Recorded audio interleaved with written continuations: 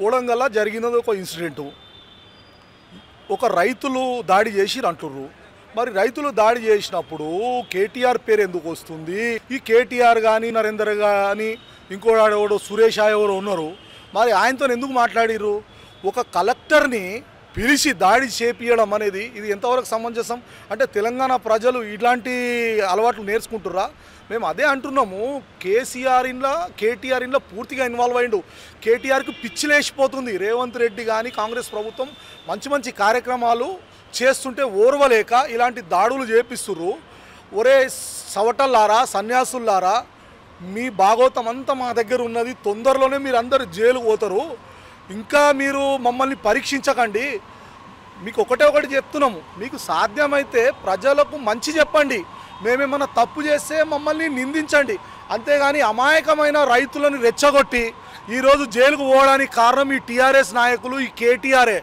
ఎందుకంటే రైతులు అమాయకులు.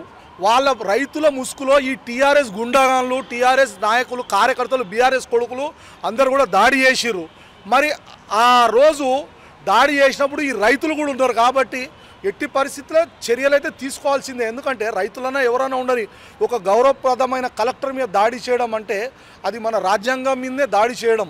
అలాంటి పనులు రాబోయే రోజులలో ఎవరు కూడా ఈ బీఆర్ఎస్ విధవలు చెప్పిన మాట విని, రైతులు కానీ ఎవరైనా ప్రజలు కూడా వీళ్ళు చెప్పిన మాట విని మీరు దాడులు చేయకండి. మీ బంగారు భవిష్యత్తుని పాడు చేసుకోకండి.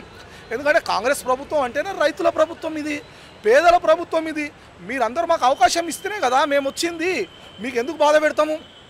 ఈ విధవలు, బీఆర్ఎస్ విధవలు ఏదో మీకు కళ్ళబోలి మాటలు చెప్పి మిమ్మల్ని ఉసిగొలిపి మా మీద దాడులు చేపిస్తున్నారు. కాబట్టి దయచేసి రైతులందరినీ కూడా మేము ప్రార్థిస్తున్నాం ఏంటంటే ఈ బీఆర్ఎస్ నాయకుల మాటలు వినకండి. నేను అదే చెప్తున్నా మీకు. దయచేసి మీరు ఏదైనా ఉంటే ప్రభుత్వం దగ్గరికి రండి, మీ స్థానిక ఎమ్మెల్యే దగ్గరకోండి, ముఖ్యమంత్రికి విన్నవించుకోండి, ప్రభుత్వానికి విన్నవించుకోండి. కానీ ఇలా దాడులు చేయడం అనేది మన సంస్కృతి, తెలంగాణ ప్రజల సంస్కృతి కాదు. ఎందుకంటే ఇది వేరే సంస్కృతి, ఇది రాయలసీమలో ఉన్న సంస్కృతి. దాడులు చేసుకోవడం, రాళ్లతో కొట్టుకోవడం, కత్తులతో కొట్టుకోవడం.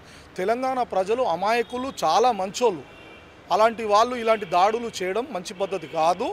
ఇంకోసారి ఇది జరిగింది కానీ మరి ఇంకోసారి కూడా అట్లా చేయకుండా మేము అందరిని కూడా ప్రార్థిస్తున్నాం. తప్పకుండా మీరు పట్నం నరేందర్ రెడ్డి అనేవాడు ఒక దొంగ, వాడు క్రిమినల్ బ్యాక్గ్రౌండ్. పట్నం నరేందర్ రెడ్డి ఏమీ లేనప్పుడు ఫైనాన్సులు చేసి, భూ కబ్జాలు చేసి ఈరోజు 100,000 కోట్ల ఆస్తులు సంపాదించి ఏడుకెళ్ళి వచ్చినాయి మీకు ఇవన్నీ? మీ చరిత్ర తీయాలంటే మీరు మొత్తం క్రిమినల్ బ్యాక్గ్రౌండ్ నరేందర్ రెడ్డిది. మాకు తెలుసు, మలక్పేటలోనే ఉంటుండే నరేందర్ రెడ్డి. వాళ్ళ అన్న రాజేందర్ రెడ్డి ఉన్నప్పుడు ఇతనిది మొత్తం క్రిమినల్ బ్యాక్గ్రౌండ్ నరేందర్ రెడ్డిది. అందుకని నరేందర్ రెడ్డిని కూడా హెచ్చరిస్తున్నాం, ఇట్లాంటి పిచ్చి పిచ్చి పనులు చేయకు నరేందర్ రెడ్డి.